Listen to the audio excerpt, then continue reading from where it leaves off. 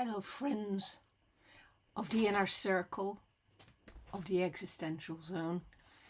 We're carrying on with the introduction to beginning to live the art of existential freedom. Page 11. Jean-Paul Sartre, the French philosopher who popularized existentialism in the 40s, 50s and 60s, spoke about the human tendency to create a rut to stick with by going over the same habits and patterns all the time. And he called it bad faith. You know this. It's hypocrisy to limit yourself to certain ways of being when so much more is possible for you. And yet, like so many of us, you persist with a narrow definition of your selfhood, trying to give yourself the comfort you crave.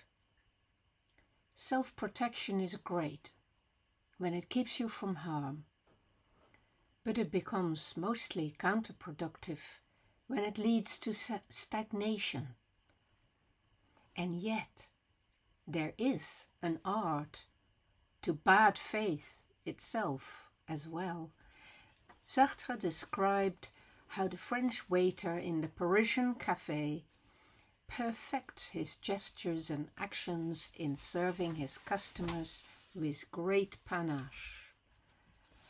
Sartre argued that both the waiter and the customer are reassured by the predictability of these comportments, gestures, and interactions.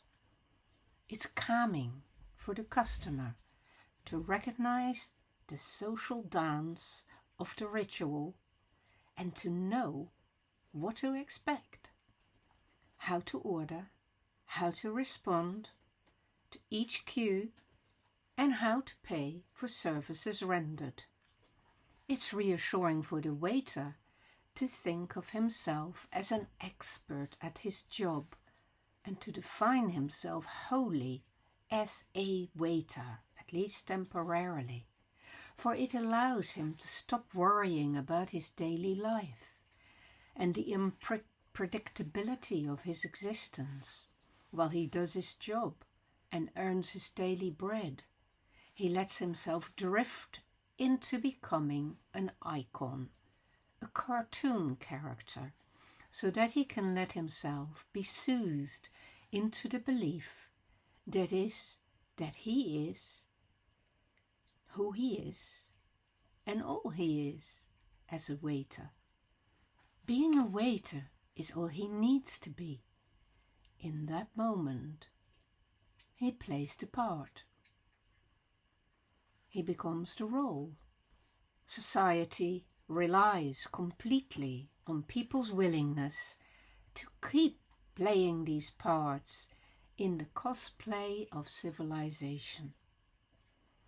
When people stay in role, it smooths out human relationships and encourages predictability, comfort, obedience, consistency, and stability. In his mature writing, Sartre recognized that people are afraid of truth, as it seems too vast a concept and is too complex and unsettling an idea and a reality. In his early work, Being and Nothingness, he famously declared that human beings are condemned to freedom because they are empty consciousnesses that need to find definition in the world by action. Their being for itself, open to many possibilities. They cannot be defined once and for all like objects which are beings in themselves. Human beings have to figure it out as they go along. They must make choices because even not choosing is still a choice. This is why, as human beings, we so easily fall prey to bad faith. It's easier to fill yourself with a specific identity and confine yourself to this, than to claim your freedom and keep it open for a wide range of possibilities. In his later book, Truth and Existence, he noted that the fear of truth is the fear of freedom. He had come to realize that human beings find the mystery of life too great and imposing to make sense of any of it, and that they prefer not to have to face truth by limiting their own freedom. Truth and freedom are part of the same essential nature of being. It takes a lot of goodwill, self-energizing, courage, creativity, determination, and persistence to broaden your horizons and keep doing so. It means breaking free to move into different parts of the house. Remember the house of the world I spoke about. And to discover new aspects of truth and possibility. This requires you to strengthen your courage by daring to make small changes, acquiring new skills, and developing your talents. You need to be prepared to educate yourself, which means you have to bring yourself out into the open. This implies making sacrifices and taking new chances. You are usually your own worst enemy in all this, and will prophesize doom and gloom for yourself, in case it all goes wrong. Like Plato's cave dwellers, you are attached to the things that are familiar, and you are willing to be content staying underground in the cave. It seems safer.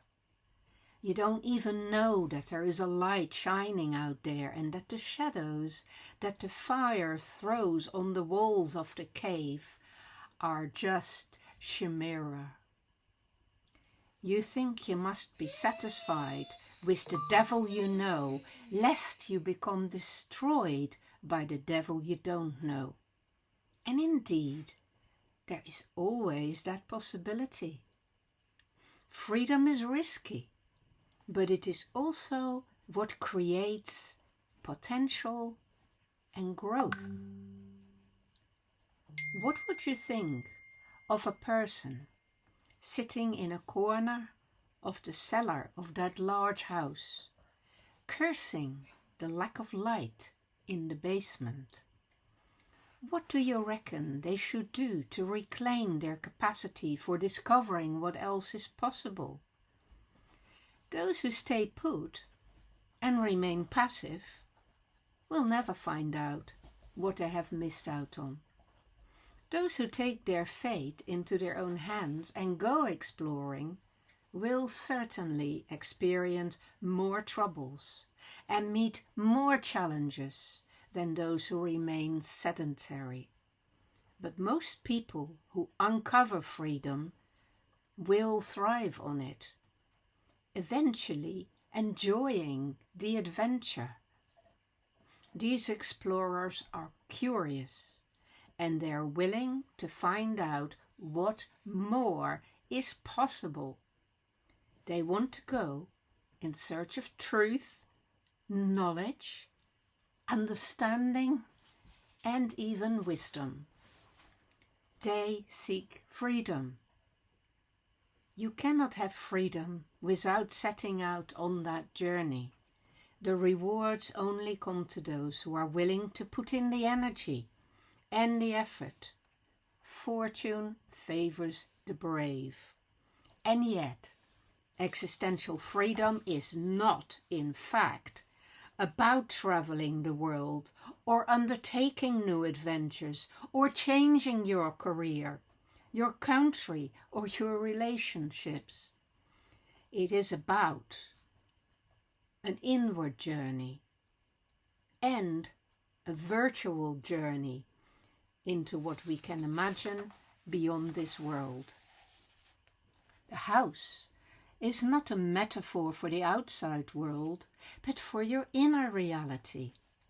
The first step into this intimate exploration is to realize that you have sat in the same room or walked around in your 2 or 3 rooms doing the same things because of habit, creed, fear, or obligation.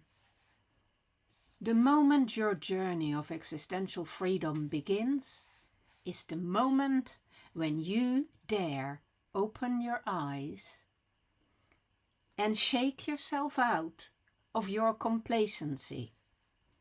It is to wonder about yourself anew and not to dismiss your hidden talents, secret strength, potential, and possibilities.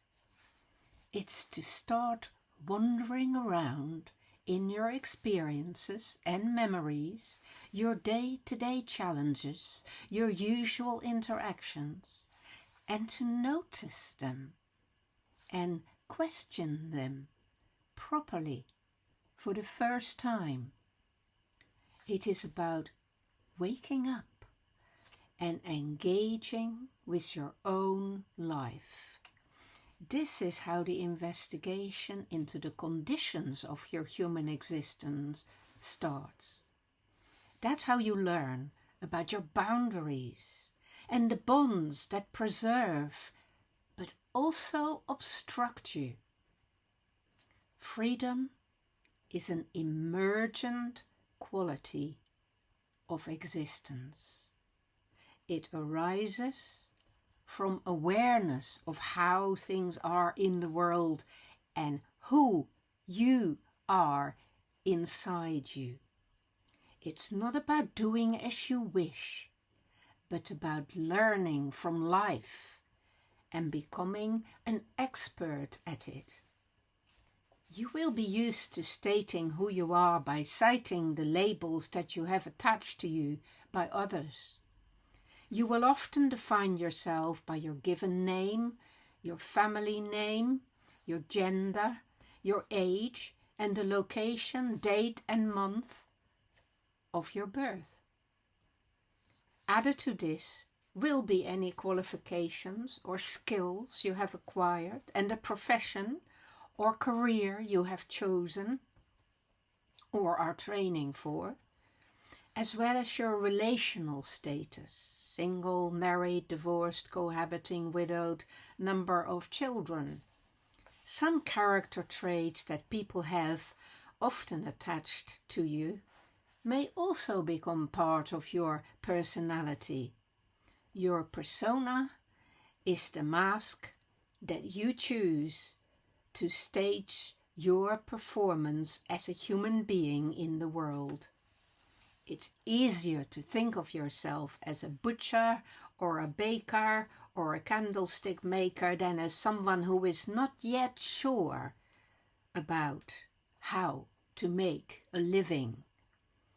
It's nice to think of yourself as intelligent or industrious or kind or handsome or charming. If such descriptions have been used about you more than once.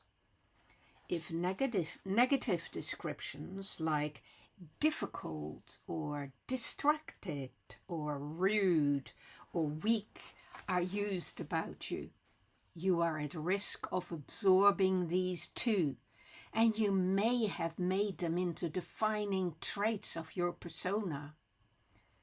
In actual fact, most of these are not given personality traits, but temporary and often circumstantially relevant modes of being.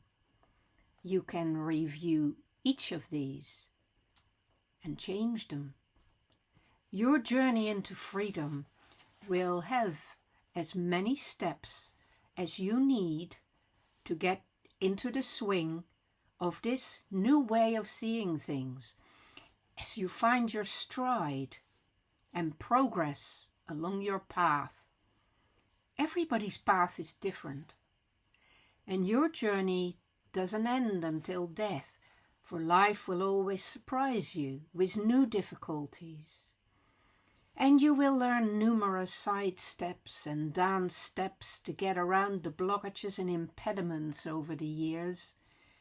There are many ways of traveling through life, and each has its own problems and joys. It's invaluable to have a good sense of the direction in which you want to travel. And we'll leave it for this till next Sunday, and we'll talk about it all at that point. Take care, my friend. Experiment with that freedom.